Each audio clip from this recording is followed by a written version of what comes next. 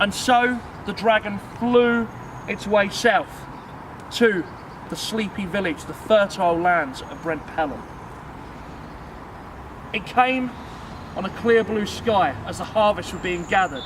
On wings the colours of burning embers, it scorched its way across the land, burning everything in its path in great gouts of flame. The villagers, sheltering from those flames, picked up what weapons they could and made to fight the beast. But whatever they did with their cudgels and their pitchforks, it wasn't enough. The fire kept coming. And so they rushed to the only safety they could find, the only stone village in a town made of wood, the only stone building in a town made of wood. That was the church of St. Mary's. And there they huddled and cowered and prayed for their deliverance. But their prayers would not be heard just yet, for the dragon entirely ravaged the land of any livestock it could find, helping itself to pigs, cattle, sheep, horses, you name it, and lighting the fields aflame and turning the sky black with acrid smoke. Now, the only learned man in Brent Pelham at this time, apart from Piers and his retinue, who could read and write, was the priest, and so he speedily wrote a note to be sent via messenger to beg for the return of Piers so that they might know what to do next. Now, Piers was a God-fearing man, as many people were back in those days. He had no trouble at all in believing in God, the Holy Spirit, even the devil himself. But as he read this note from the priest, he did have trouble believing that a giant creature has taken up residence in Brent Pelham. No way. Nonsense, Alfred, Piers declared, reading the note for a second time. I don't believe a word of it, no. I mean, crops are burnt all the time by wildfires, sheep are stolen by wolves, and have you seen this priest's handwriting? You can't read a word of it. It's worse than my doctor's. Yes, some things never change. I don't believe it one bit, no. A dragon, really? It must mean something else, a metaphorical dragon or something. Now, Alfred was a country boy originally, and he was a bit more cautious. He usually didn't speak up either, but on this he felt he must. My lord, if I may, could it not be that this dragon has been sent to punish our people in Brent Pelham for something? It would not be the first time that God has punished humankind in this way before. Perhaps, but I don't believe it still. But it does sound like the poor wretches need our help. So yes, I shall petition the king. We shall leave France and go back and see what we can do. And petition he did. And soon they were making their way back across the channel on a small boat. There was Piers, Alfred, their horses and their hunting hounds. Now, the level of devastation became clearer when they reached the outskirts of Pelham. There, where there should have been tall fields of wheat, were now nothing but blackened stubble, where the crops had been burnt and sizzled away. Where there were once barns standing full of grain, there was now nothing but ash. A normal forest fire had not done this. The true extent of devastation, however, became apparent when they came into the village itself. Where houses once stood, nothing but blackened timbers.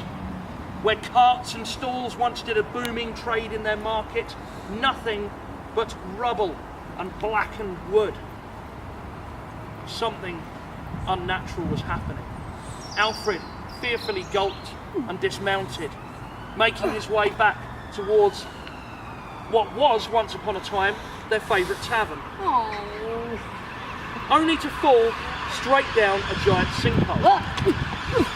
After being assisted out, Thanks, my lord. they realised it was no sinkhole at all, but a large reptilian footprint the size of a boat. My lord, I do not think this is a metaphorical dragon. And so, Piers went to visit the survivors along with Alfred, and they feasted hungrily upon the supplies that they brought. and they told him their tale of woe about how the dragon had come and ransacked everything that they had. They were fearful. How were they going to face the winter ahead with no crops? Angry and determined, Piers declared that he would hunt down this beast himself, and he would put an end to it and bring peace forevermore to Brent Pelham. And the people cheered.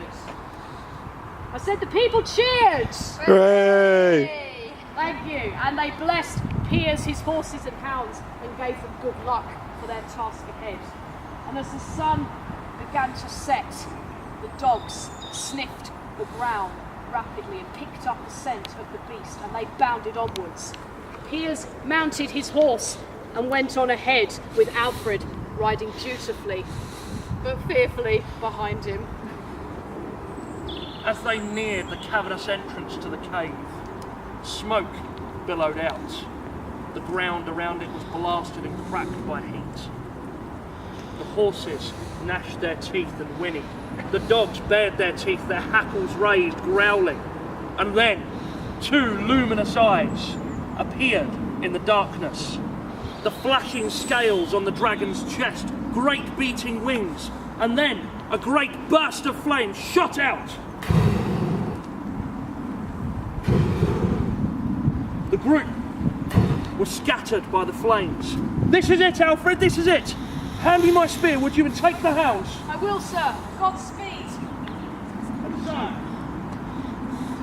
Piers raised his shield, levelled his lance, and rode towards the beast. It neared.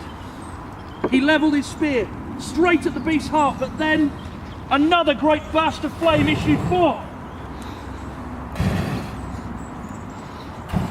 He managed to catch it on his shield, but sizzled and crackled and burnt to nothing. His horse reared up, dumping him off of his saddle onto the ground, his spear clattering in the grass. Standing up, not knowing what else to do, he drew his blade, and taking aim at the dragon's chest, he threw. It struck true, deep into the scales. The beast roared and writhed in pain, but this just seemed to make it angrier, and it sent forth another burst of flame, which Piers just managed to duck into the cave's mouth. It was hopeless. He'd lost his weapons. He'd let the village down. He didn't know what else to do. But then... Hey! Beastie! Over here! The dragon spun round, and there was Alfred clutching his lord's spear, and it snarled as it made its way towards its new prey. Oh dear. My lord, catch!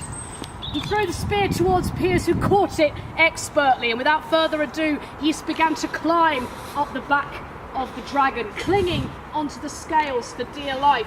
When he reached the writhing head, he charged the spear straight down the struggling monster's throat, killing it instantly, and it tumbled to the ground, taking Piers with it. Soon, Piers was picked up by Alfred and dusted off, and they made their way to the fallen serpent. It lay on the ground unmoving. They nudged it with a foot, prodded it with a spear. It was dead.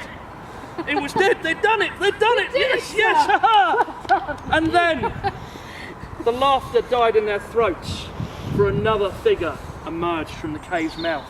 This one was standing upright, tall, cloaked, in a shroud that seemed to be the colour of flames. Horns upon his head and hooves where his feet should be. "Curse you, knight! You have slain my favourite pet, but now in me, your match you have met. In 10 years next, my dear, dear Piers, your death shall flood Pelham with tears. Your soul will be mine, of this I have no doubt, whether you are buried in a church or out. This is the curse I lay upon thee. My name is Old Nick, and in 10 years, you shall belong to me." And with that, he disappeared in a great burst of fire. Piers sunk to the floor, his head in his hands, thinking upon this curse. My lord, Whatever shall we do? We cannot allow you to be taken by the devil. No, we shall flee immediately. We shall go to France. We will make good time, sir, if we ride now. Come. No. Let's go. We cannot.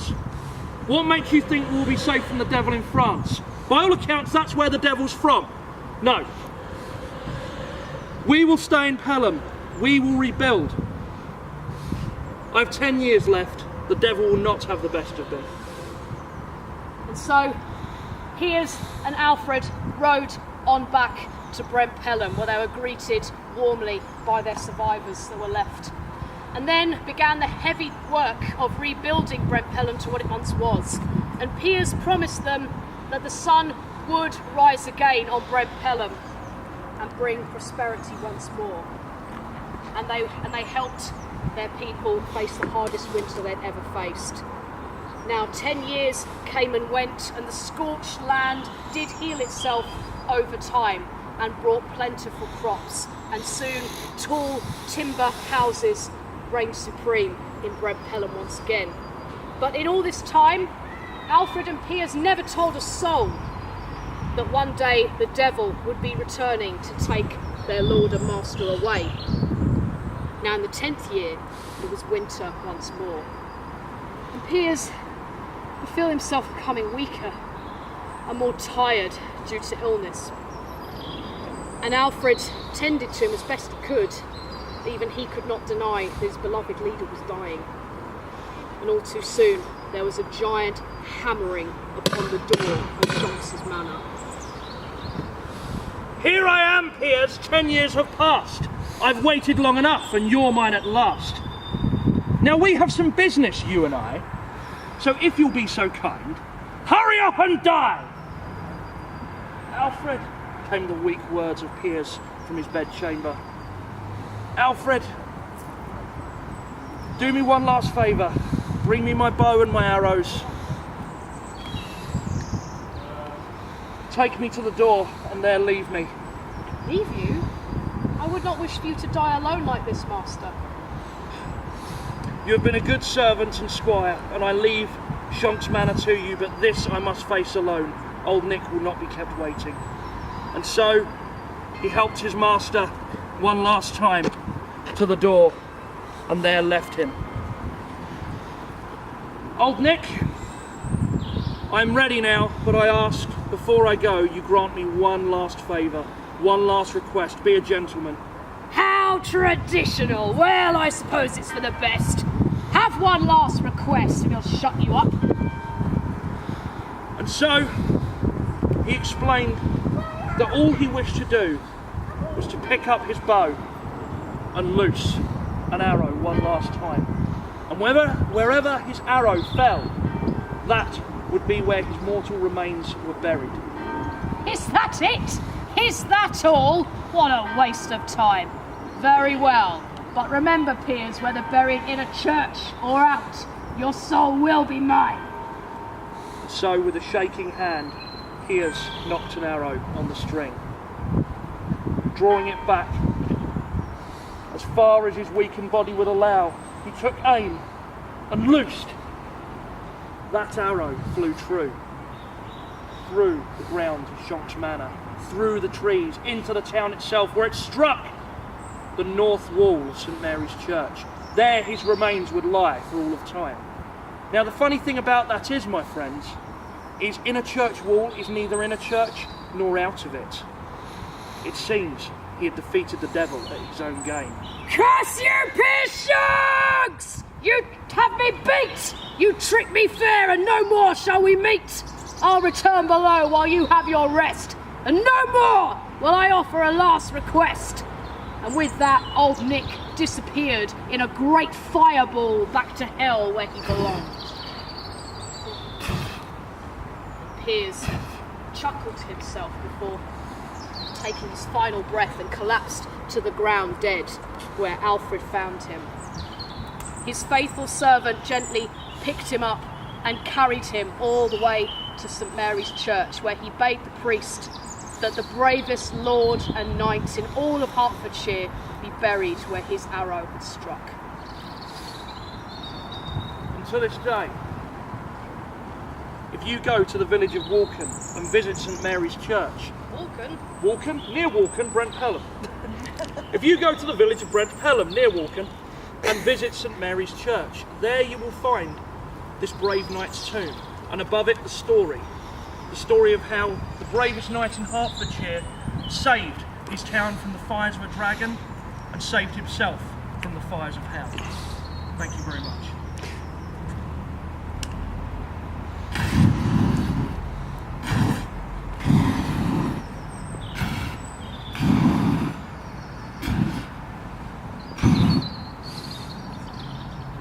One more? Yeah. Yeah. A big one.